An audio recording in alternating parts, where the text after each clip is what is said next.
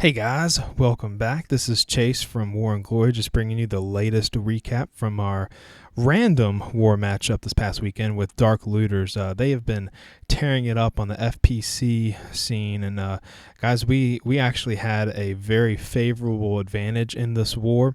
We had a big Town Hall 11 advantage, and we struggled right out of the gate with these guys. So big props to Dark Looters. We would love to be able to face you with a more even matchup and any time in the future, guys. So please reach out. You guys were fantastic throughout the entire war, so we just appreciate you guys and your attacks. But I'm just going to showcase a lot of Town Hall 11 attacks, guys. We have a couple Town Hall 11 attacks on Town Hall 11s and also some dips on Town Hall 10s. And I have one Town Hall 9 attack to show for you today. We did not really have any Town Hall 10 attacks to show because they were all pretty much dips on Town Hall 9. So without further ado, I just want to go ahead and show and get started. So first up, we have XBHL on their number one base. And we're going to notice a little queen charge action here, guys, coming in from the bottom here. He's going to take his time as well, get the little wall breakers in, but the queen is going to basically take on a lot of firepower, and she's going to rage up. Now she's got the Archer Tower, Expo, and Warden just inside of that circle there, beating on her a little bit. She steps out. Now she's going to go in this compartment. The main goal here is to get that Inferno Tower that's in the island and to also get the CC. So you'll see here he's approaching that moment when the CC will be lured. And here it comes. He threw some minions in there to get him out quicker. Notice that he didn't get everything out of there because only the baby dragon and I think an archer came out or something like that. But he's going to have to hit the ability here soon just to make sure that the queen will survive this Archer Tower. And here come the Valks in the CC. So he gets the Archer Tower down, drops another poison for the Valks. He's going to run into a little bit of trouble here with those. I think the queen goes down and the miners come out to play after that. Drops the Warden, and it's now just a matter of will they make it through the base. He'll drop the Rage right here, guys, just to push him through those high HP buildings, get him through the Wizard Towers. If you didn't notice, the King came in there a little bit too, just to distract a Wizard Tower. I don't know if that was the intent of the King right there, but pops the Grand Warden's ability, gets the Eagle down, and really it's just a matter of cleanup at this point because you're just going to see here that the last building that's going to go down is that Inferno Tower, and it just doesn't matter with all of these miners, just how calculated it is. You don't have to have, but I don't know, maybe 10 miners left over to make it succeed. As you can see, 2 of those streams are on the healers, so it doesn't really matter. And then, boom, there we go. It's a 3-star for XB. He always brings it every war, guys. So just great to have him on our side and not having to face him. So XB, great job, man. Appreciate your well thought out attacks. He had a 6-pack this war as he also cleared their number 3. But I also wanted to show you, this is going to be number 4. This is Black Dread again. And he's got a similar thing. He's got a queen charge here coming in. I think he's going to come in here from 12 o'clock. And just slow and steady, he's going to build up basically the Archer Queen charge. Gets the Wizard Tower attention, so he's going to drop those wall breakers in to bust in. And then he's just going to let his Archer Queen do some work. Now these things take a little time. Notice he dropped the Wiz over there for funneling. Drops a Rage for his Archer Queen. And he's just letting the Archer Queen just take her time. But again, this is another minor raid. Those are all the rage for the Town Hall 11. Drops a pre-poison here because he knows that the Archer Queen is going to lure the CC out. And as she takes care of the CC and hits her ability, some bowlers come out of this clan castle to funnel so that the miners will go straight into this Inferno Tower right there. And they're just going to do some work throughout this entire base. This was a just a magnificent attack that he did. Just going to just basically crush the base. So I'll just speed things up here for everybody. As you can see, miners going everywhere. Still hasn't hit the warden ability. Oh, just hit the warden ability right there on that last Inferno tower. And he's just dropping the heal there, and it's pretty much a good game. This is over at this point. He's got all the healers on his Archer Queen still. There's really nothing that can basically stop this raid except for maybe time, but time's not an issue because he gets it done. Good job, Black Dread. Great to have you on our side, clearing out the Town Hall 11s. So those were the two Town Hall 11 attacks on Town Hall 11s. The next thing I wanted to show you guys was Ad Park. This is not a miner raid. This is a bowler raid. He's going to basically start off the raid with a jump spell and drop some bowlers to create like a funnel here. This is, you know, mildly popular with bowler raids, is to drop 2 sections of them with healers on them. Just bring bowlers and 6 healers. Drops the poison for them. He has no free spell, so he anticipates this to just be a basic, just a bulldozer is what I call it. The bowler bulldozer, and here it comes. So the bowler's just going to basically do work throughout the entire base. And this is a lot of fun to watch too. Just when you watch it live, you see all these just rocks going everywhere throughout the base. It just can be a lot of fun, you know. It reminds me of like when witch raids were all the like Go Wee Wee was the thing at Town Hall 9 way back in the day. But here again, guys, he's just gonna go ahead and do some work on this. He drops that jump spell right there in the rage to, I think he's trying to push the bowlers to the Inferno, but they path in a different way, so it's not going to be really useful for him. I think he gets it down. Yeah, but then that bowler's just going to get shot. It's going to get killed right there with the mortar shot. So healers are still up, and got some bowlers circling this base, so I'm just going to speed up the cleanup part of this. And this is basically another done deal for Ad Park here. This is a Town Hall 11, just taking out a Town Hall 10 with a dip attack with bowlers, but you know, this is supposed to be an anti-bowler base, and he gets it done with bowlers. Fully maxed Town Hall 10 base there, so good job, Ad. We definitely needed that this war.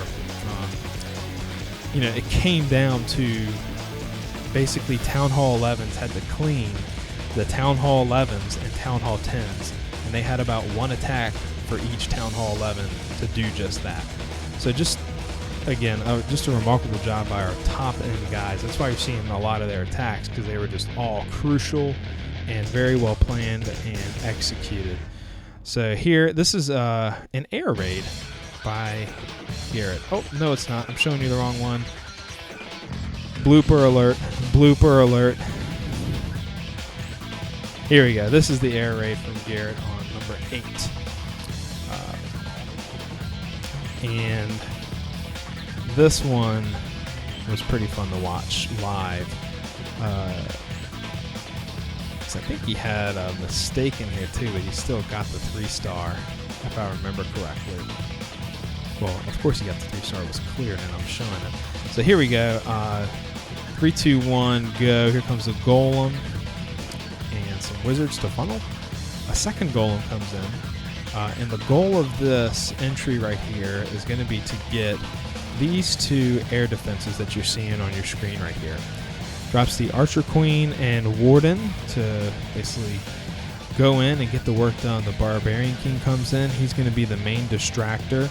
A good advantage here too is that he's going to get both ADs, the Tesla farm down, the Archer Queen, and the Clan Castle troops all are going to go down on this entry point. And he also just happens to get the Town Hall too. So that's also great. So here we go. We have the Clan Castle now doing work. This is a little bit scary because he doesn't have a poison, So he hits the ability for the queen. She pops the golem, then pops the loon down, and is able to get the second AD. And here come the second part of the raid. This part is done. We don't really care about those troops now. This is now the focus. We have the lava hounds coming in. He freezes the inferno, and the air defense drops a haste spell for the loons to path, which is very well placed. He's fighting a sweeper right there. He's going to get this inferno tower down with that.